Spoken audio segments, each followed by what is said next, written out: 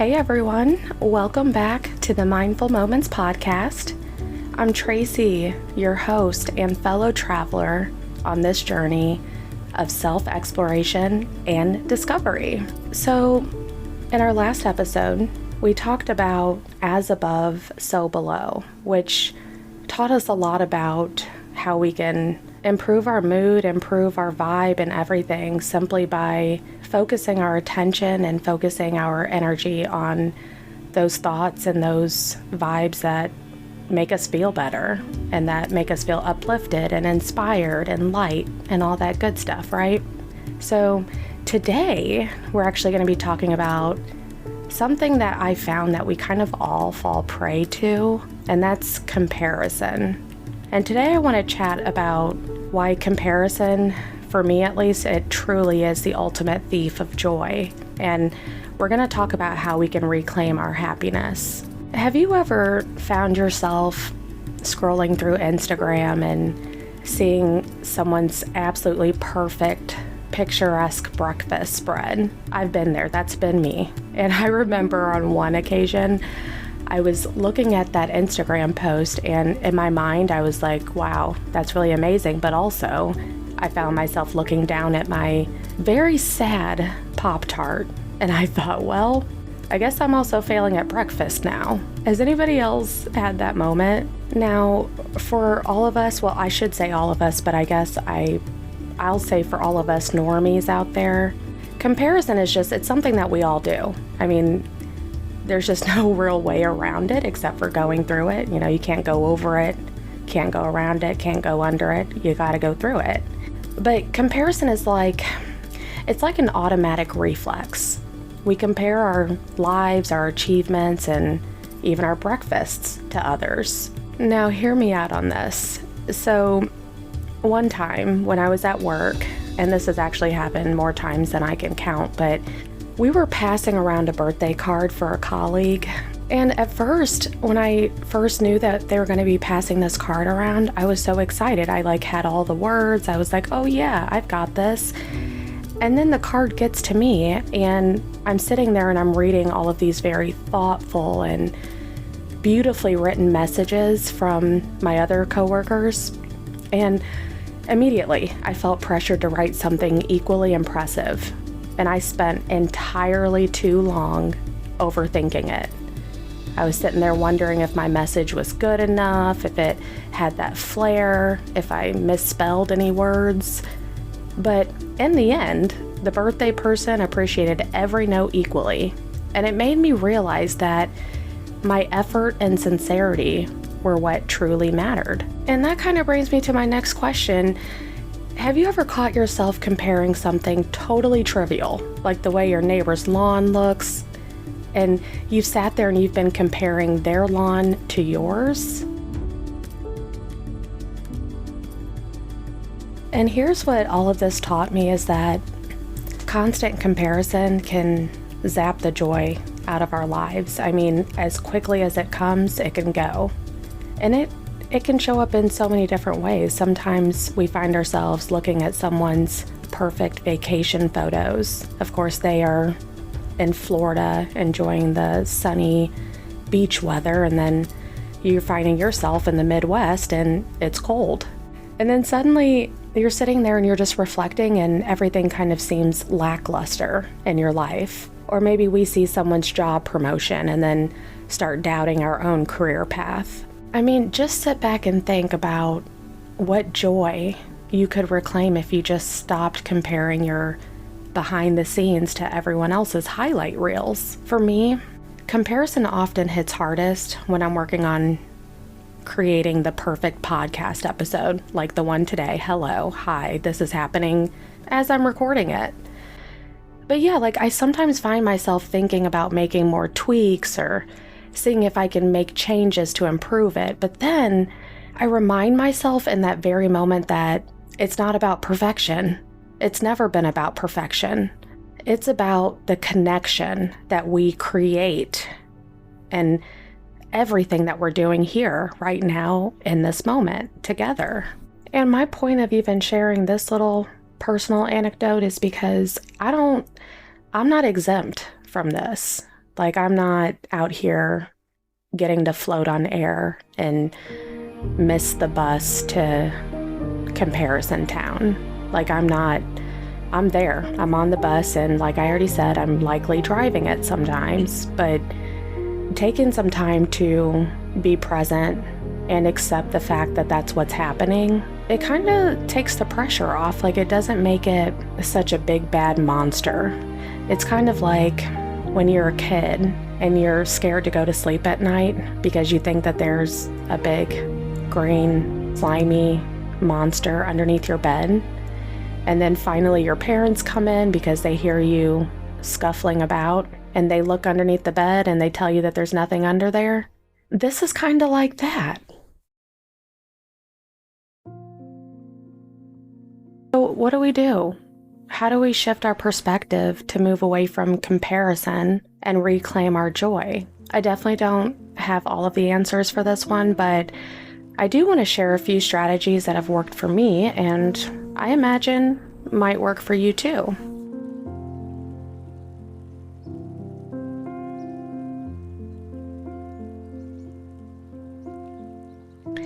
The first strategy is to focus on your own achievements. You're going to want to keep a list of your accomplishments. And listen, it doesn't matter how small they are. They can be large too, of course, but it doesn't matter how small. Reflect on them regularly. And you want to do this so that you can remind yourself of your progress. For example, if you completed a project at work, write it down and celebrate it.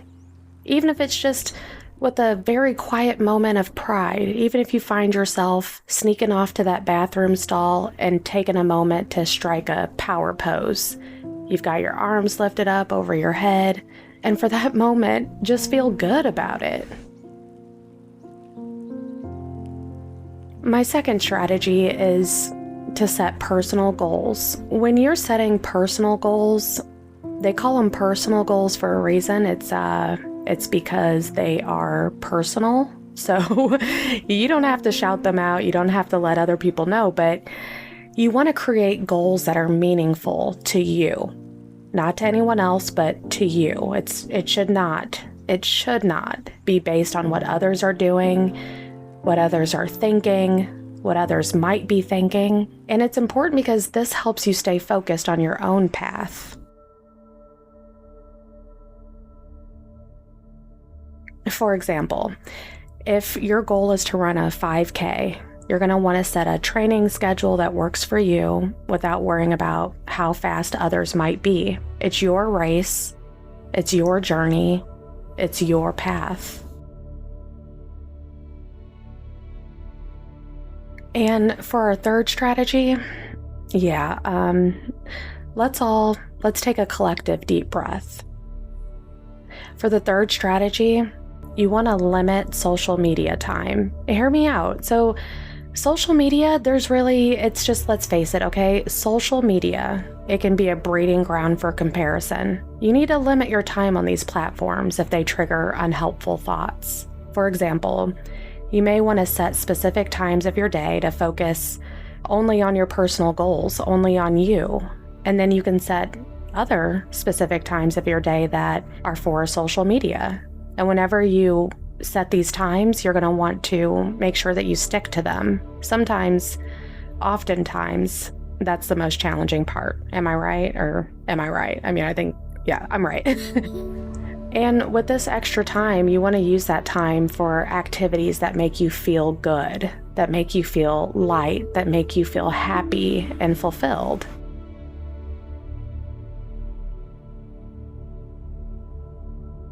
And for our fourth strategy, one of my absolute faves, practice gratitude. Focus on what you're grateful for in your life. And doing this, it shifts your perspective from what you lack to what you have. And for me, this has made all of the difference. I mean, it's like night and day.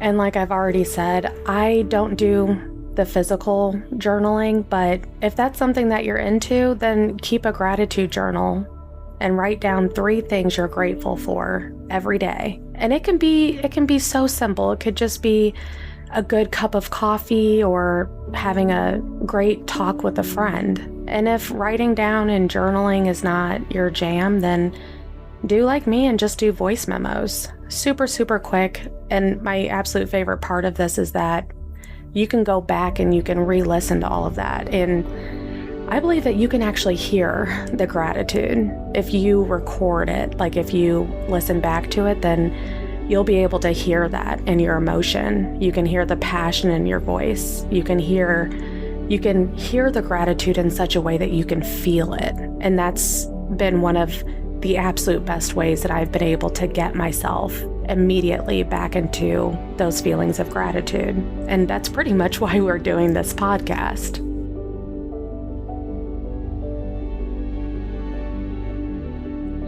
And for our fifth strategy, practice mindfulness and presence. Try engaging in mindfulness practices that bring you back to the present moment. This helps to reduce the urge to compare. And if this is something that you're finding to be a bit of a challenge, then definitely revisit our previous episodes. You can listen to them at any time, anywhere. Maybe not anywhere, but anytime, no matter how you're feeling, and mostly anywhere. And the example for this is practice some deep breathing exercises or short meditations that'll help to ground you and get you back to the now, back to this present moment, back to here where it matters, where you can be you.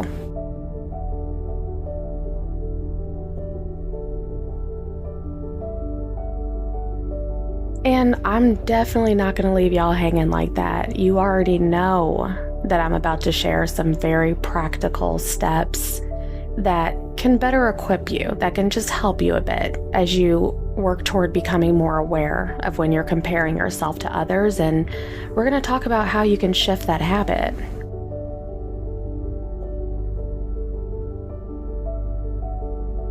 The first step is awareness. And this first step it's just about noticing when you're comparing yourself to others. Pay attention to those moments. Listen to those moments. I mean, don't listen too hard now. Don't listen too much. But whether you're finding yourself on social media or at work or in your personal life, pay attention. And there's a few different ways that we can exercise this or we can practice it. And yes, all of this, everything that we talk about, they're all practices. So it won't be immediate. It'll take some time. But here's one practice for you. Take a minute to think about a recent time when you compared yourself to someone else. Think about it. How did you feel? Where were you? Who else was there? What do you think about it now? If you have a pen and paper, or if you want to put me on pause and record a very quick reflection, go ahead and do that. Just jot down your thoughts if you can.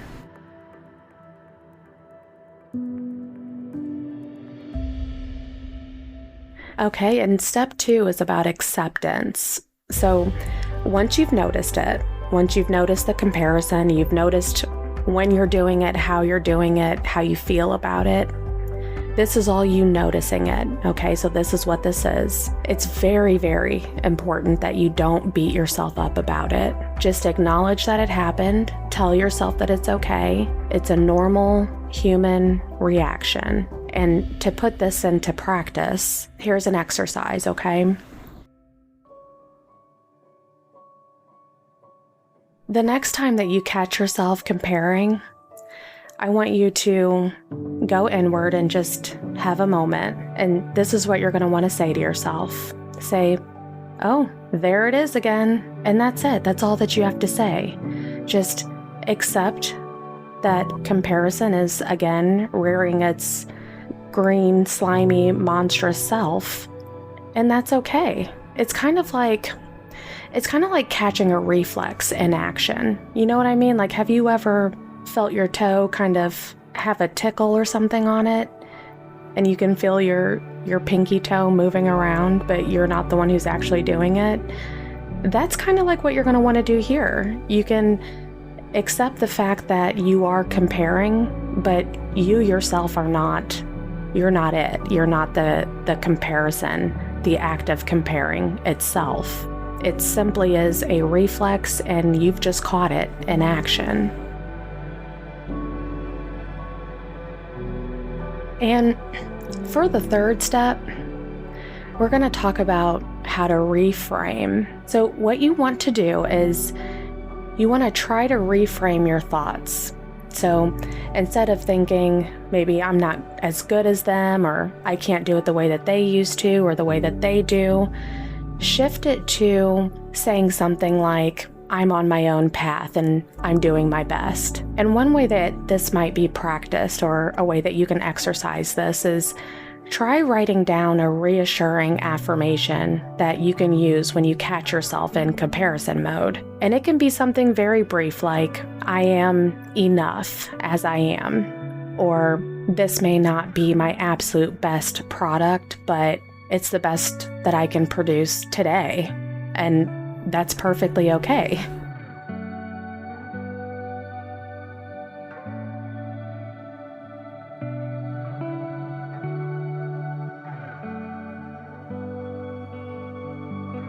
And our fourth and final step in this is to focus on gratitude. It sounds so simple. It sounds so simple that it actually is so simple. You can shift your focus to what you're grateful for in your own life. And what I found is that it is so hard to compare when I'm truly appreciating what I have in this very moment, or in the actual moment that I find myself comparing. And to practice this and to put it into our daily lives, you're going to want to take a few moments to list 3 things you're grateful for today. And keep this list somewhere that you can easily see it. Do not tuck it away. Don't put it far away. Don't put it in that junk drawer. Don't even look at that drawer. And matter of fact, if you're listening to this, future Tracy, clean out the junk drawer.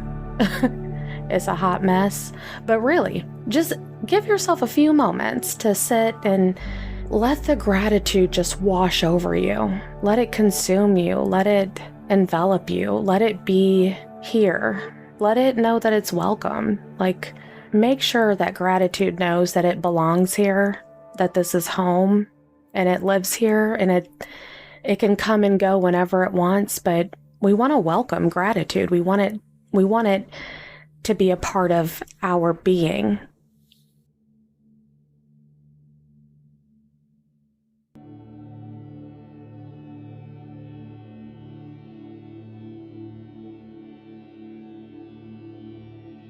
Y'all, today has been a really, really fun episode.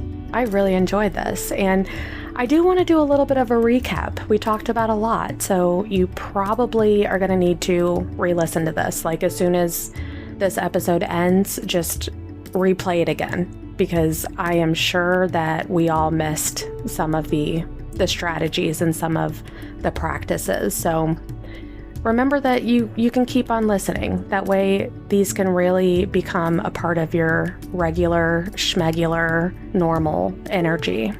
But today, we discussed how comparison can steal our joy, and I shared some personal stories-ish and some strategies and practical exercises on how you can combat comparison. And this is what I want you to do. This week, I want you to try at least one of these exercises that we talked about reducing comparison. And I want you to reflect on how it changes your outlook. And it could be from experience to experience, but I think that you'll find something truly special whenever you reflect on it, because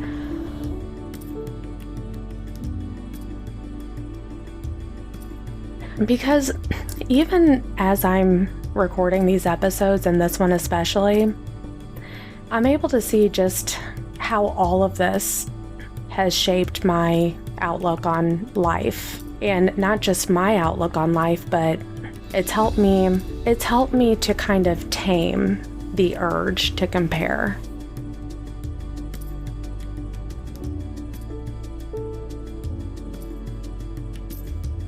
And with that, that's all I've got for you all today. So As we go out into our worlds, let's keep making our moments mindful and not mindful of unnecessary comparisons. I'll catch you all next time. Be here, be now, be you.